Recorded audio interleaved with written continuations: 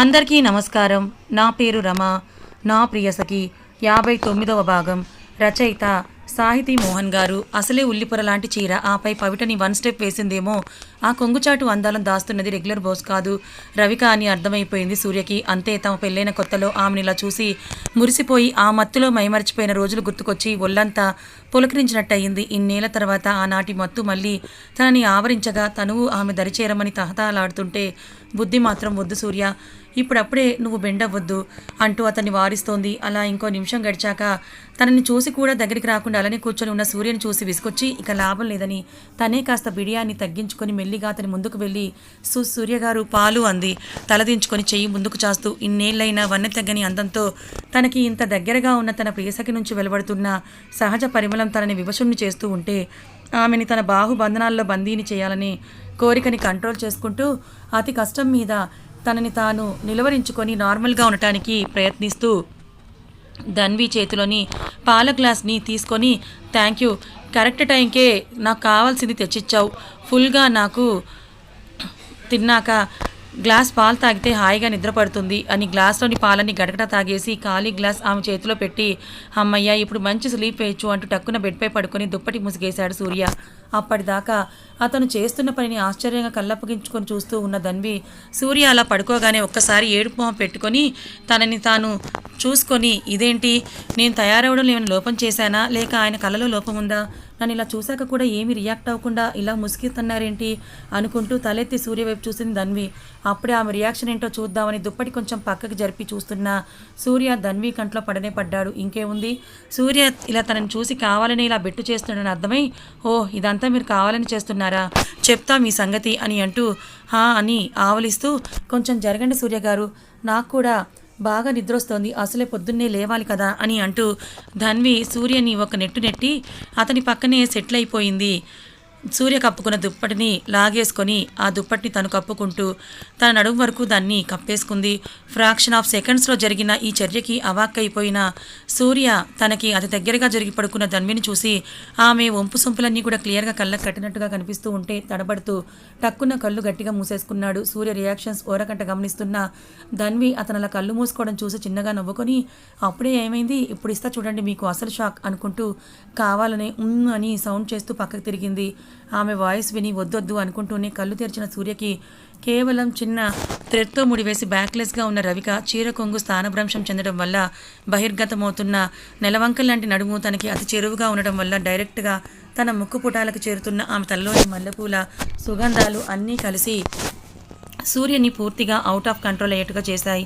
తన ఇష్టసఖిని అంత చేరువుగా చూస్తూ మనసు తనువు ఆమెని తనలో విలీనం చేసుకోమని తొందర పెడుతుంటే మెల్లిగా వణుకుతున్న చేతిని ఆమె నడుము నుంచి ముందరకు తెచ్చి ఉదర భాగంపై పట్టు నిలిపి ఒక్క ఉదుటిన ధన్విని తన దగ్గరికి లాక్కున్నాడు సూర్య. అప్పటిదాకా అతన్ని ఉడికిద్దామని హొయలుపోయింది, కానీ ఇప్పుడు సూర్య చెయ్యి చాలా ఇంటెన్స్డ్గా ఆమె మీద పడేసరికి ఒక్కసారిగా షివరింగ్ వచ్చేసింది ఆమెకు. ఆమె గొంతు తడారిపోతే తనువులో మాత్రం 1000 వీణలు మోగిన ఫీలింగ్ కలగగా గట్టిగా కళ్ళు మూసేసుకుంది. ధన్విని అలా గాఢంగా హత్తుకొని భుజం మీద నుంచి తన మొహం వైపు చూసిన సూర్య ఆమె కళ్ళు మూసుకొని ఉండడం చూసి పెదవులపై చిరునవ్వు చేరగా తనకి అడ్డంగా ఉన్న జడని పక్కకు తప్పిస్తూ తమకంగా ఆమె మెడవంపుల్లో పెదవులెద్దాడు.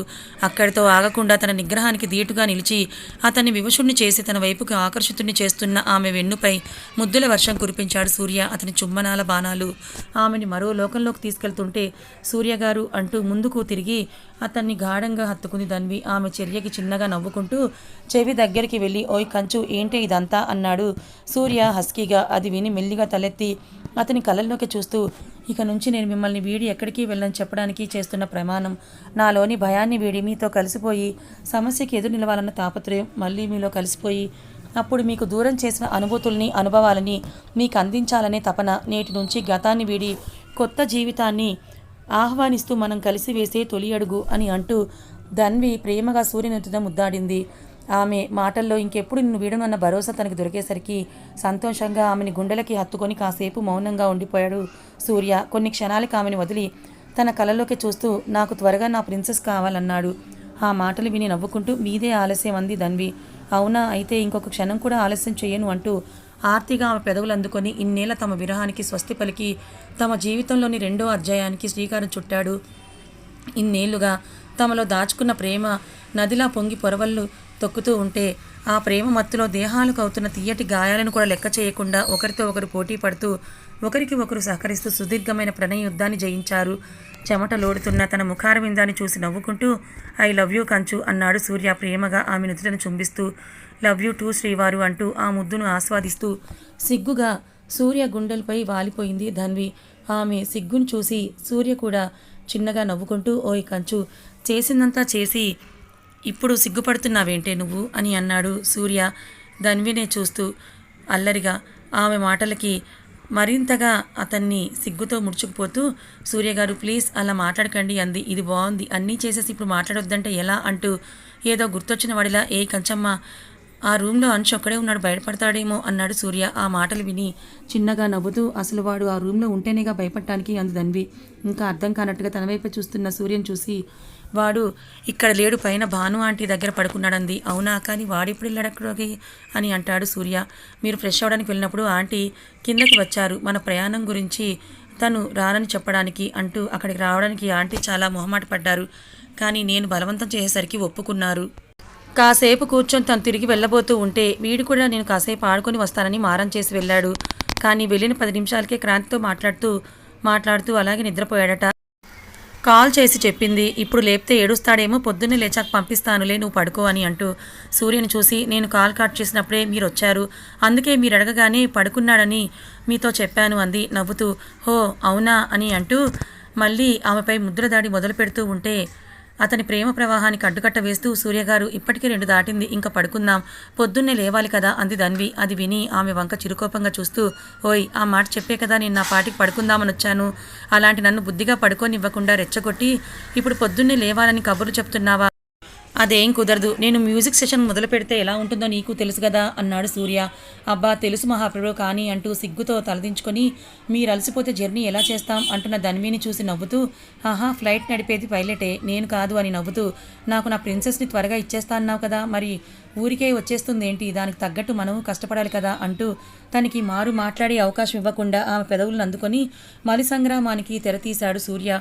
ఓయ్ కంచు ఇంకెంతసేపు త్వరగా రా, ఫ్లైట్కి టైం అవుతోందని వాచ్ చూస్తూ బయట నుంచొని అరుస్తూ ఉన్నాడు సూర్య. ఉష్ అబ్బబ్బా అని అంశం తీసుకొని బయటకు వస్తూ ఏంటి సూర్య గారు మీ గోల, ఈరోజు మమ్మల్ని కనీసం మీరు రెడీ కూడా అవ్వనివ్వరా ఏంటి అని అంటూ డోర్ లాక్ చేసి సూర్యని సిరికోపంగా చూస్తూ అతని దగ్గరికి వచ్చింది ధన్వి. రెడీ అవ్వాలనుకున్నా దానివి పొద్దున్నే లేచి రెడీ అవ్వాలి కానీ ఇలా గంట ముందు లేచి కాదన్నాడు సూర్య. ఆమె కోపం చూసి నవ్వుతూ సూర్య మాటలకు తిక్కరేగి నేను పడుకుందే పొద్దునైతే మళ్ళీ పొద్దున్న ఎలా లేస్తాను, వద్దు వద్దు అంటున్నా వినకుండా అల్లరి చేసి ఇప్పుడు నన్ను అంటున్నారా మీరు అంది గయ్యమంటూ.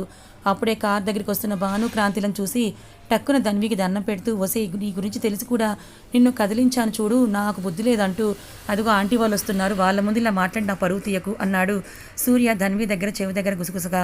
ఆ మాట విని తల తిప్పి వాళ్ళనే చూస్తూ అని మూతికి పుడుచుకుంది ధన్వి.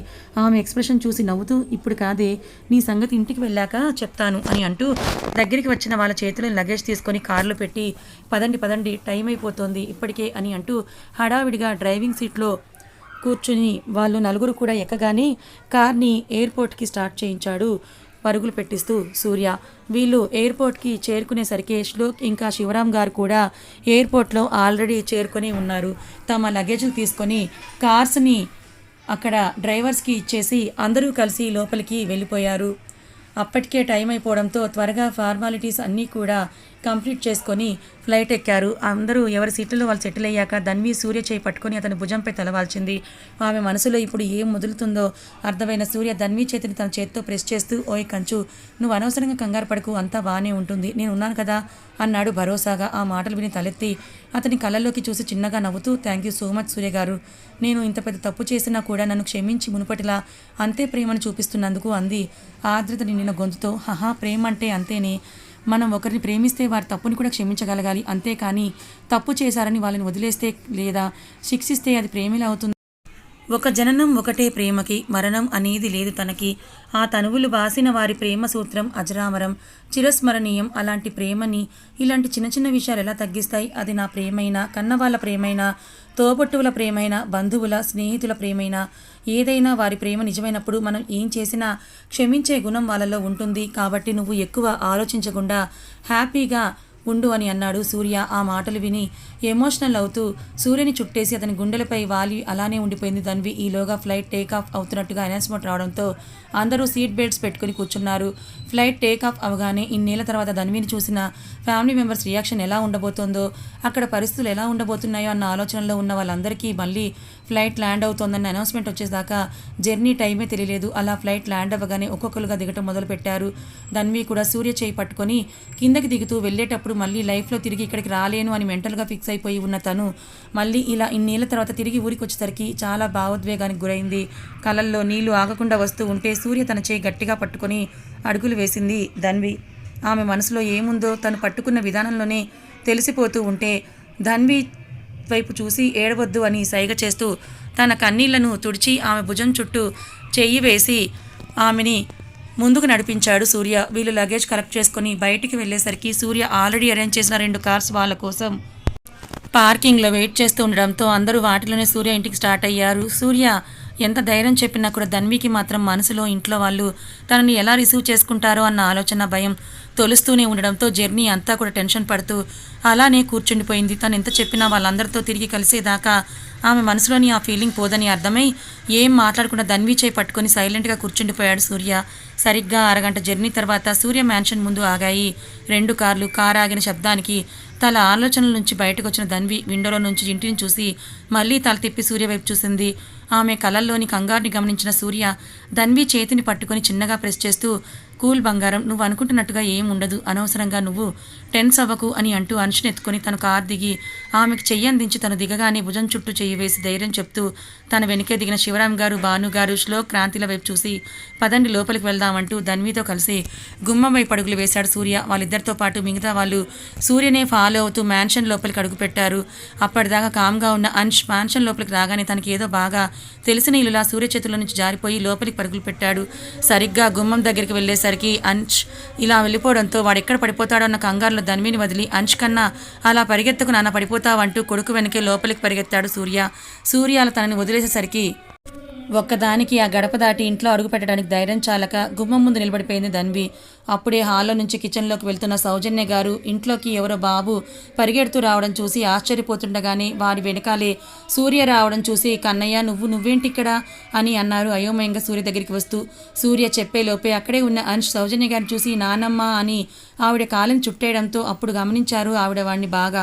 కళ్ళు ముక్కు మొహం అంతా అచ్చుకుద్దినట్టుగా సూర్యకి జిరాక్స్ కాపీలో ఉన్న అంశం చూసి సంతోషంగా నవ్వుతూ వాణ్ణి ఎత్తుకొని కన్నయ్య ఎవరి బాబు, అచ్చు నీలానే ఉన్నాడు, నువ్వు కూడా చిన్నప్పుడు ఇలానే ఉండేవాడివి అని అన్నారు అంశుని ముద్దు చేస్తూ సౌజన్య గారు.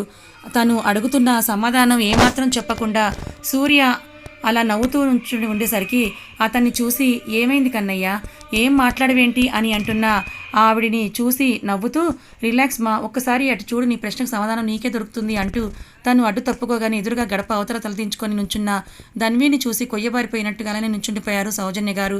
అప్పుడే సూర్య గొంతు విని సూర్య వచ్చేస్తున్నట్టున్నాడు అనుకుంటూ హడావిడిగా హాల్లోకి వచ్చిన విష్ణు గారు కూడా డోర్ దగ్గర ఉన్న ధన్విని చూసి షాక్ అయిపోయారు. ఒక క్షణం తను అసలు ధన్వి అయినా లేక నా భ్రమణ అన్న సందేహం కూడా కలిగింది ఆయనకి. తల్లిదండ్రుల పరిస్థితి గమనించిన సూర్య చిన్నగా నవ్వుతూ వెనక్కి వెళ్ళి గుమ్మం దగ్గరే ఆగిపోయిన ధన్వి చేయి పట్టుకొని లోపలికి తీసుకుని వచ్చి వాళ్ళ ముందు నిలబెడుతూ అమ్మా నాన్న తను నిజంగా మీ కోడలే, ఇందులో ఏ సందేహం లేదు అన్నాడు సూర్య వాళ్ళ మనసులోని భావన ఎరిగిన వాడిలా.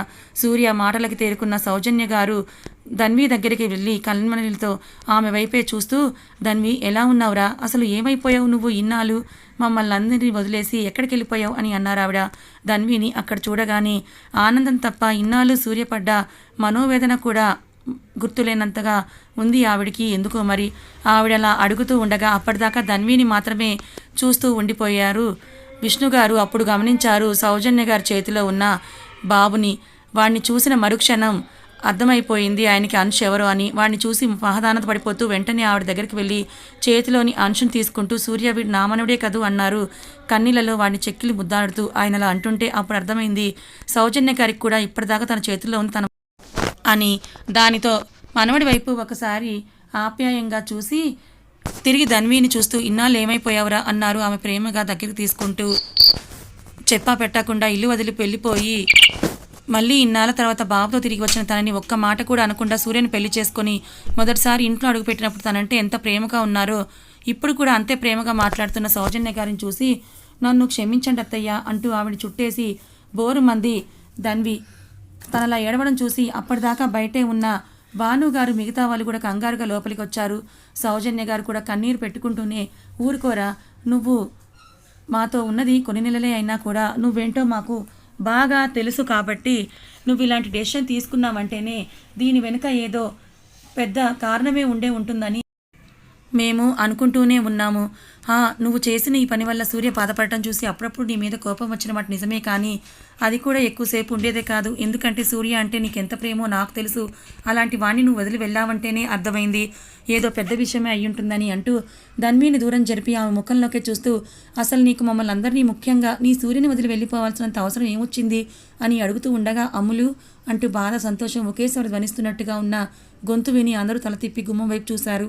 అక్కడున్న వాళ్ళని చూసి ధన్వి తలదించుకొని చేతులు జోడించి ఏడుస్తూ ఉంటే మోహన్ గారు సాహితీ గారు పరుగున తన దగ్గరికి వచ్చి చెరో పక్క నుంచి ఆమెను కౌగిలించుకొని ఇన్నేళ్ళు వాళ్ళ మనసులోని బాధంతా బయటకి వెళ్ళగక్కేస్తూ చిన్నపిల్లల్లా గుక్కపట్టి ఏడుస్తూ ఉండిపోయారు. వాళ్ళతో పాటే అక్కడికి వచ్చిన చరణ్, దీపు, వాణి గారు అండ్ ఫ్యామిలీ ఫ్రెండ్స్ బ్యాచ్ అంతా కూడా ఇన్నేళ్ల తర్వాత ధన్విని చూసిన సంతోషం ఒకవైపు, ఇన్నేళ్ల బాధ ఒకవైపు రెండు కనబరుస్తూ కన్నీళ్లు పెట్టుకుంటూ నుంచుండిపోయారు. ఇక్కడ ఇలా ఉండగానే వీళ్ళలోని ఇద్దరు వ్యక్తులను చూసిన శివరాం గారు తాను ఇన్నాళ్ళు ఎవరి కోసమైతే వెతుకుతూ నిరీక్షిస్తూ ఉన్నారో ఇవాళ వాళ్ళే తన కంటపడటంతో కాసేపు తన కళ్ళని తనే నమ్మలేని స్థితిలో ఉండిపోయారు. కానీ కొంచెం సేపటికి తను చూస్తున్నది భ్రమ కాదు నిజమేనని అర్థమై సంతోషంగా చెమ్మగిలిన కళ్ళతో వాళ్ళని చూస్తూ నుంచుండిపోయారు. తమ బాధంతా తీరే వరకు తనని పట్టుకొని అలానే ఉండిపోయిన వాళ్ళిద్దరూ కొంచెం సేపటికి తనని వదిలి ఆమె కళ్ళు తుడుస్తూ ఇన్నాళ్ళు నాన్నని వదిలేసి ఎక్కడికి వెళ్ళిపోయావురా, నువ్వు లేకపోతే ఈ నాన్న పిచ్చివాడైపోతాడని తెలుసు కదా నీకు అని చిన్నపిల్లాళ్ళ ఏడ్చారు మోహన్ గారు.